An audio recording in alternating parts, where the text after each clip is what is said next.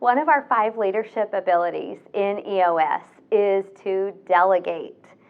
So when I talk about delegating and when I help leaders delegate, a lot of times we run into this kind of timing thing where they'll say, you know, we don't have enough money in the budget to hire another professional, so like another salesperson or another operations person, but we still need to get some of these tasks off of our plate. Now, one of the tools we use kind of in that no man's land is to get the leader an assistant. Now, we love assistants in EOS, and I have a lovely assistant, Lindsay, and I also have an assistant, Stephanie. She's our stage manager, and then Maddie also works for us too in a marketing assistant role. So I am personally a really big fan of assistants as well. So one of my clients asked me to do a tool on how I work with my assistants. Hopefully this will be helpful for you. You'll get some ideas on how to work with yours as well. So the very first step to having an awesome assistant track is to, number 1, you've got to hire right. So a few key points on hiring right. Number 1, know yourself.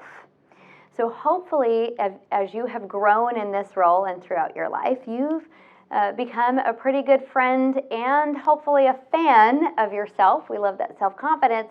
And you know yourself. Know what you like, know what you're good at, know what you're not good at. Dan Sullivan will find out what your unique ability is. That's wonderful.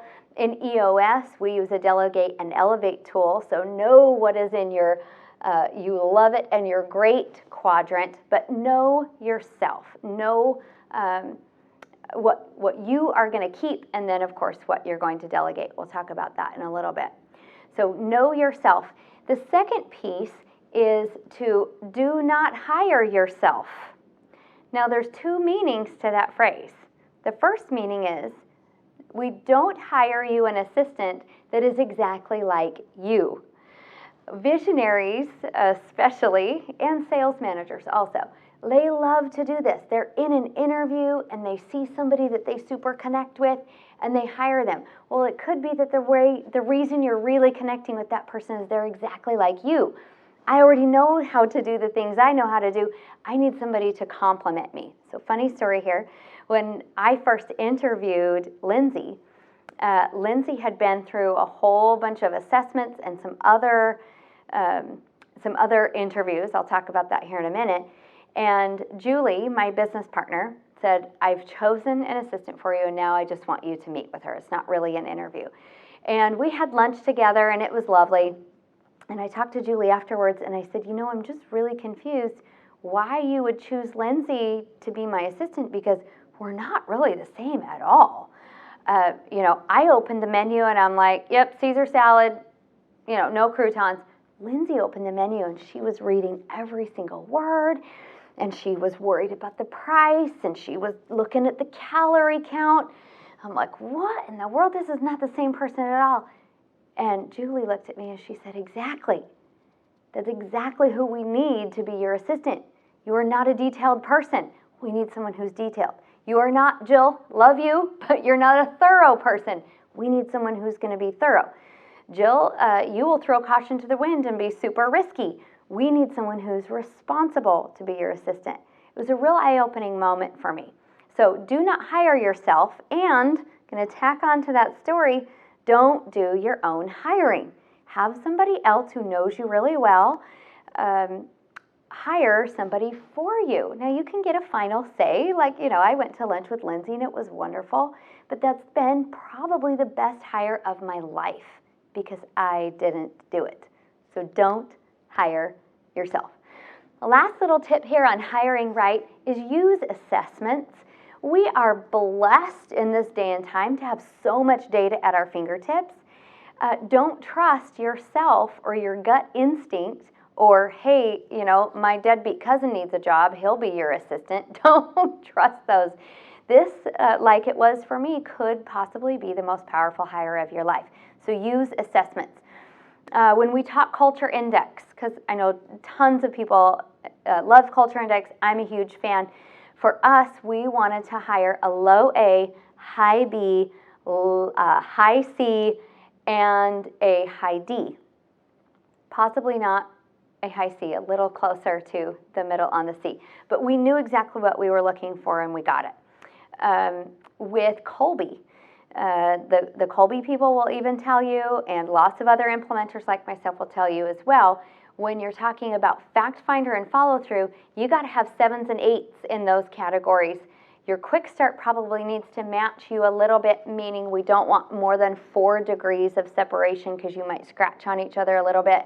And then, of course, the implementer score, they say that one possibly doesn't matter as much in your assistant hiring. So use those assessments that we have access to. So hire right. That's our very first key.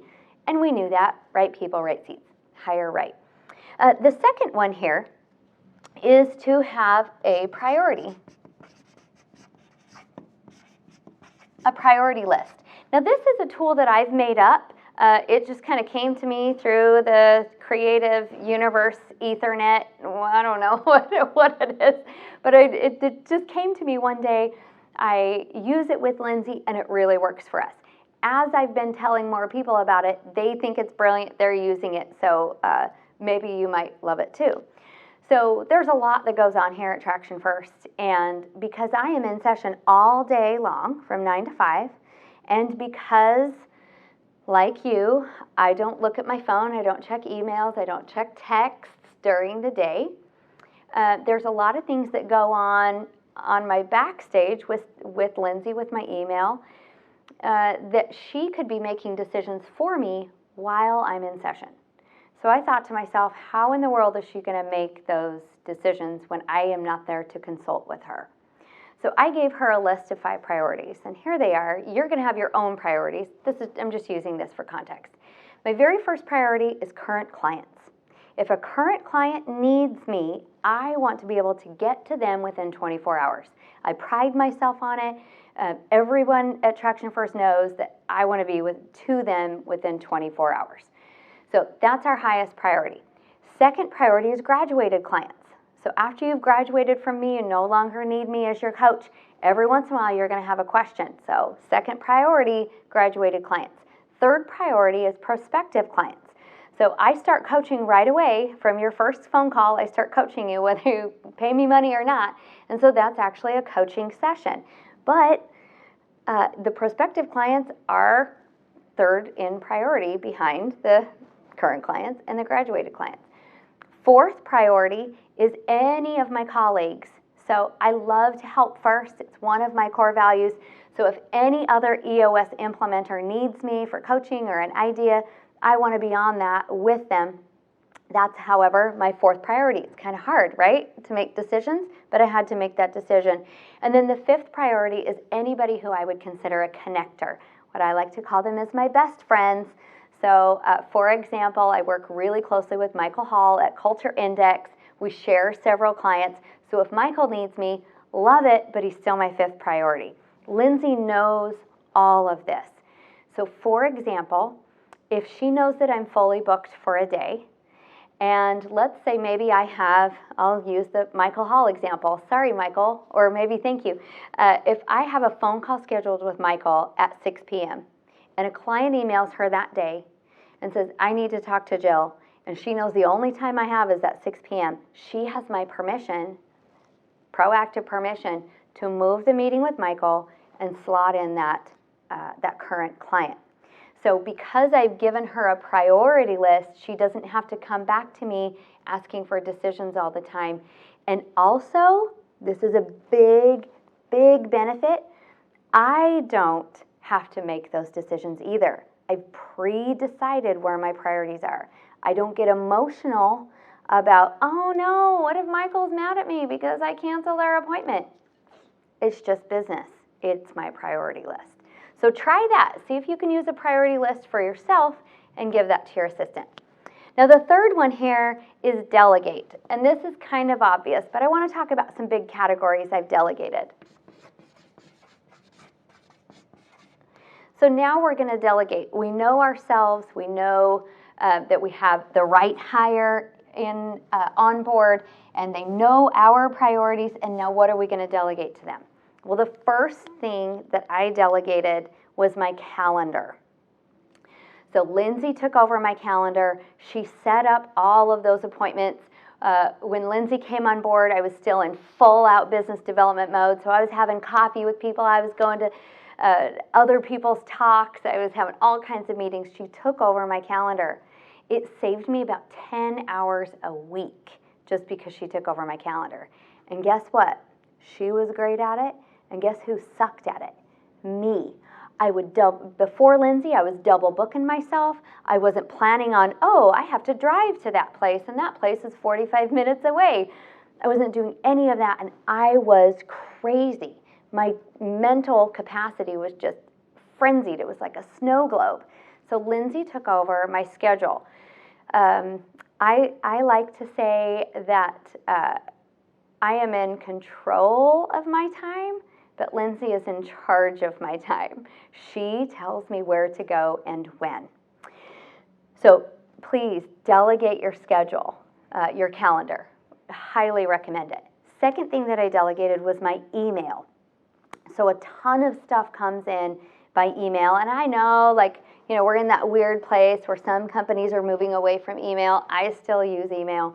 And this is the way I've delegated email.